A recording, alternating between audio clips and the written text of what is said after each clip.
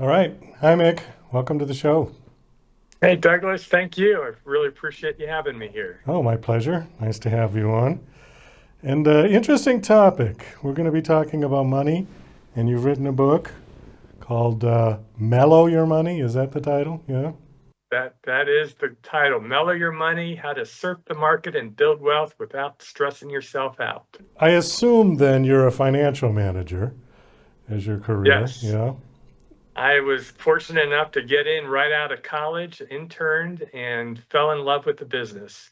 I think when I started, I'm not sure I knew what a stock was, but learned pretty quickly and how wonderful it is to help people grow their money over time, and that's really what I loved about the business. 40 years? 40 years, actually a little over. I graduated in 1980 and got in right after that. Oh, well. You graduated high school or college in 80? College. Okay. You're actually older than me. I would never have guessed. I think you look a little better. Well, I don't know about that, but thanks. It must be that San Diego sun. Well, and you got hair too. That helps. Mine is disappearing very quickly. Yeah, when I was younger, I hated this curly hair that was everywhere. But someone said someday, my mom said someday you'll appreciate that you have hair. So you never know. One of the questions that I was going to ask, that you've got some really good talking points on here. Did you write these? A little bit of help from the publisher and from the marketing people. Okay. Because I mean, I don't always use them because sometimes they're just very complicated and a little too techy. But these are Yes. great. And so I do want to kind of hit these. But before we get to those, is this your first book that you've published? This is my first book, and I loved to write when I was younger. I always dreamed of being an author, but then you get involved in business. I did a lot of writing, with trying to help people understand what was going on in the markets. And I started occasionally using some stories to help explain things and kind of tried to put them in a blog. And at some point, I thought there might be a book in here if I compile these stories. And so that kind of led to during the pandemic, when I had a little more time, kind of started the process.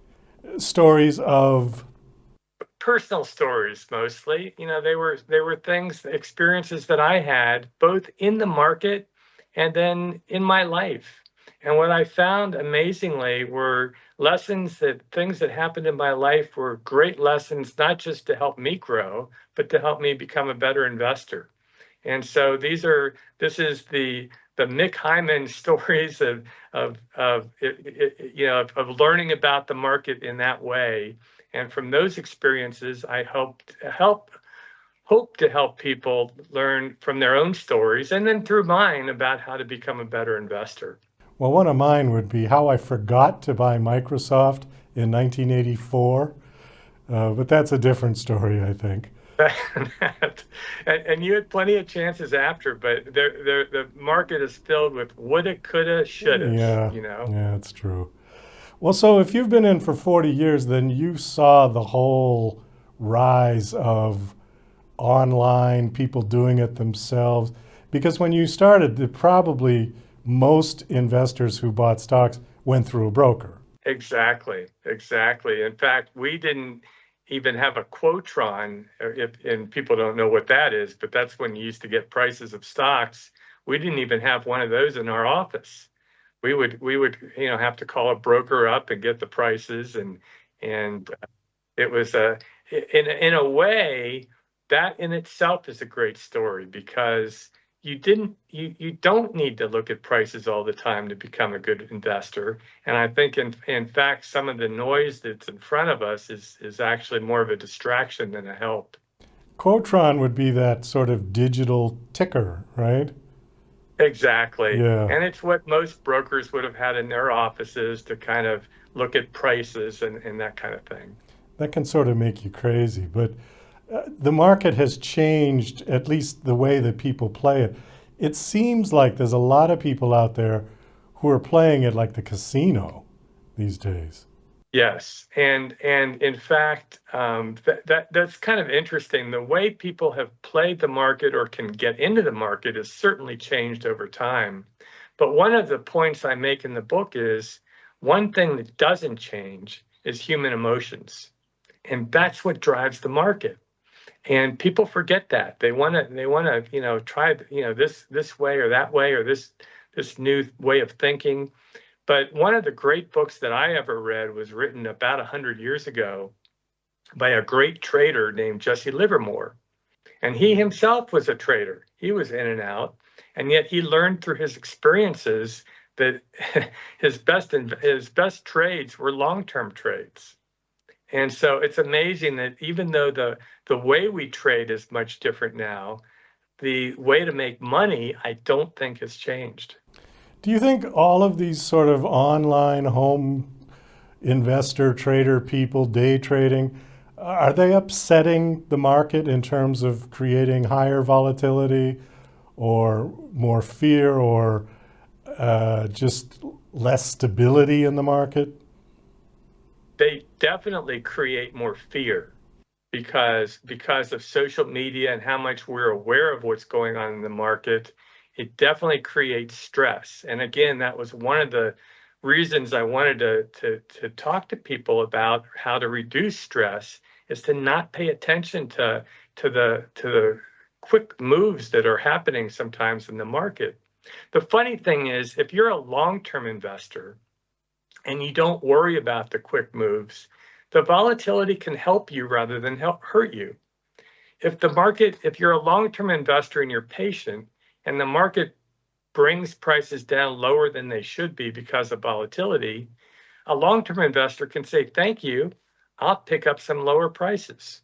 Or vice versa, if the market goes higher or stock goes higher than it should, you can take a little off the table.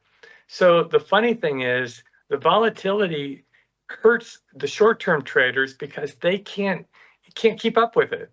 You can't outtrade the market. At least I'll tell you what, I can't. Most people cannot. But what you can do as a long-term investor is take advantage of it. Let me hit a couple of the talking points here. And I want to bring this one up first.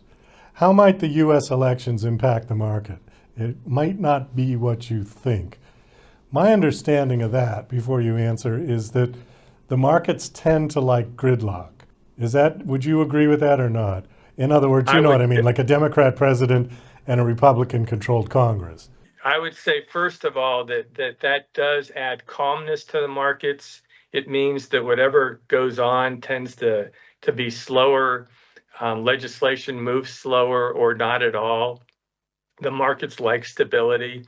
But the funny thing is, if you look back historically, of course, statistics can be manipulated by a lot of different people, but historically, whether it's a Democrat or whether it's a Republican, the markets do pretty well over time. In fact, about the same. And so all the stress that goes on with the election, and I don't want to minimize people's passion over politics, because certainly relative to different issues, it's an important thing for everybody to push, the policies and the things socially that they feel is important. What my point is, don't let it affect your investments. Over the long term, it does not matter whether a Republican or a Democrat takes power. Over time, the markets adjust. And that's to me, the interesting phenomena about election. When you say long term, how much time are we talking? I've been in the business 40 years, so I would say longer than that. I would say 50 or 60 years. It's funny, when I got in the business and we said long term and we go back 50 years, you were talking about the Great Depression. Yeah. So my mind still goes back there. I'm sorry, but I know most people don't want to think about 100 years. So you're saying buy stocks and keep them potentially for 50 years? I would say buy a diversified list of stocks. Do not ignore them. By happen chance, you might have Woolworth or Eastman Kodak in there, and you wouldn't want to keep that for 50 years, at least in the last 50 years, as they are no longer with us. But imagine this. Imagine you did buy Microsoft back in 1984. At what point would it have been a good time to sell it? That stock has continued to be a great company. And I'm not saying don't take some profits along the way, or else Microsoft might be the only stock you own, and that's not a smart thing either. So I'm not saying don't cut trim back, cut the position back over time. But if you had bought Microsoft back then and sold it after it tripled, imagine the cost it would have been to not have Microsoft over time. And once you sell a stock, it is very hard to get back into it. So yes, the idea is to buy good companies, hold them for as long as you can, and cut them back when they go up a lot, take some profits out of them, and of course pay attention to the ones that may disappear. The more recent one would be BlackBerry. We all were holding Blackberries, 25 years ago, and now they're in our closets or somewhere. So I'm not saying hold all stocks, pay attention, but the ones that are good, yes, you may want to hold them forever. Well, and then there was General Motors, which was a staple for many, many decades. And they had to start over. And continue to. And some companies can start all over. IBM used to be back in 1972, before my time in the markets, but I look back, IBM was 10% of the Dow Jones at one point. I mean, it dominated, and of course went through its tough times. And of course, what's moving right now? IBM. So some of these companies can come back. We've got about 4 minutes. Let me hit another one of these. How are AI and cryptocurrency reshaping wealth management today? Cryptocurrency I can understand, but what significance does AI have in the stock markets? I think AI is one thing I would compare it to is the internet back in 1999. I don't think in 20 years we'll know the differences that we'll have with AI. But I would point out with AI the same thing that I would point out, when we talked about holding stocks long term with social media, is that don't let it distract you. It's not a black box. I'm sure people will come up with, oh, this is the way to trade, or this is the way to make money in the markets. These things have been coming out for as long as the history of the market. There were trading trading machines or ways to trade back in the 80s and the 90s. And each time you're better off being a long-term investor and ignoring the short-term vagaries that AI or some of these new phenomena that people will push. In the long term, you're better off holding stocks and not getting distracted. So to me, AI is a distraction, as is cryptocurrency, which who knows what that could become or not become over time. But right now, it reminds me of the Beanie Baby craze back in the 90s. That's a good comparison. So the takeaway from your book is what? The takeaway in the book is, first of all, know yourself. Know what your risk tolerance is. And if you can get that correctly, and if you can get in touch with your own emotions of how much you can afford in stocks, then you can be you can have strong hands in the market. And with that, when the market goes up, you'll feel like, oh, I'll cut back a little bit back to that comfort level. If the market goes down, you will not fear. You won't have the craziness of watching the headlines. And when the market goes down, the headlines are terrible. They're never ringing a bell when things are at a bottom. But if you get your risk tolerance right, you'll be able to have strong hands then and buy stocks over time. And so to me, what I've tried to do through my experiences and the way I talk about them in the book is to get people to relax, get to know themselves, know that the long game is the way to make money over time.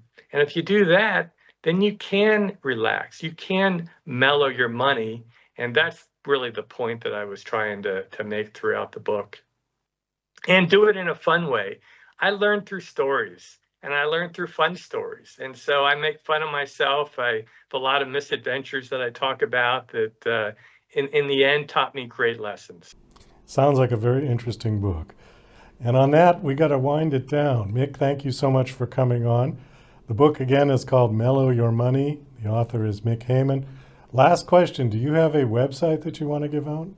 Sure, it's mellowyourmoney.com. And I'd love to people want to chat through it. I'd love to talk and dialogue with whoever wants to communicate. Okay. Well, thank you again for coming on the show. It was a pleasure speaking with you. Best of luck with the book. I hope it does well. Thank you, Douglas. Great talking with you, and appreciate the opportunity.